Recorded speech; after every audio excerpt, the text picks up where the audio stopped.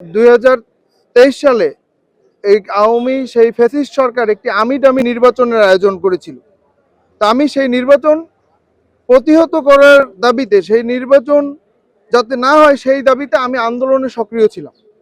এই কারণে 2023 সালের 4 নভেম্বর আমাকে সেই আওয়ামী ফ্যাসিবাদী পুলিশ আমাকে গ্রেপ্তার করে আমার উপরে অমানবিক নির্যাতন চালায় আমাকে হত্যার উদ্দেশ্যে।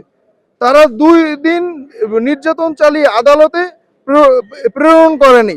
পরে আমাকে একটি মিথ্যা অস্ত্র মামলা দিয়ে আমার পারিবারিক কবরস্থানে অস্ত্র রেখে আমাকে ফাঁসিয়ে দেওয়া হয়। কিন্তু দুঃখজনকভাবে হলেও সত্য যে আজকে সেই স্বৈরাচারের পতন হয়েছে, মাঝখানে একটি ইন্টারিম গভর্নমেন্ট ছিল। স্বৈরাচারের পতন হয়েছে সম্ভবত 583 দিনের মতো হয়ে গেছে, কিন্তু এখনো আমাকে মানসিক এবং সামাজিকভাবে আমি একটু বিব্রতকর অবস্থায় আছি যে এখনো এই মামলাটি প্রত্যাহার হয়নি। আমি আইনের প্রতি শ্রদ্ধাশীল। আমি আজকে এই মামলাটিতে হাজিরা দিতে আসলাম কোর্টে। এই প্রতিনিয়ত আমার হাজিরা দিতে হচ্ছে এই মামলায়।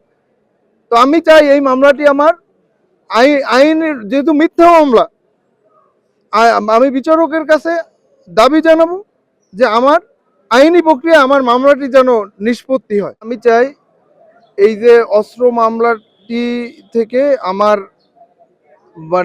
নিষ্পত্তি চাই। এই দীর্ঘ 16টি বছর আন্দোলন সংগ্রাম করার পরে, দীর্ঘ মামলা খাওয়ার পর এখন যদি আমাদের কোর্টে হাজিরা দিতে হয়, তাহলে এটা আমরা খুব আমাদের দুঃখের বিষয় যে একটি মিথ্যা মামলা, একটি বানোয়াট মামলা। যে আমরা ছাত্রদল, আমরা বিএনপি কখনো অস্ত্রে বিশ্বাস করি না, আমরা সবসময় কলমকে বিশ্বাস করি, সেটা আপনারা জানেন। বিগত দিনে আমাদের চেয়ারম্যান, আমাদের এই দেশের 18 কোটি মানুষের প্রাণ, যে আমাদের চেয়ারম্যান জনাব তারেক রহমান, প্রধানমন্ত্রী তারেক রহমানকে আমরা অনুরোধ করতে চাই যে আমাদের বাংলাদেশের যত মামলা আছে, এই যে মিথ্যা মামলা, এই যে খুনি হাসিনার সরকারের আমলে যত মিথ্যা মামলা, অতি দ্রুত প্রত্যাহার করার দাবি জানাচ্ছি। আমলের এই মিথ্যা মামলা এখনো বহন করছে এই ছাত্রদলের সভাপতি কুমার। তার রাজনৈতিক জীবনে সে স্বৈরাচার আমলে অনেক অত্যাচারের শিকার। আমরা আইনজীবী হিসাবে অবশ্যই চাবো সে ন্যায় বিচারের স্বার্থে যাতে এই মামলাটা থেকে অতি সত্বর বিজ্ঞ আদালত খালাস প্রদান করেন।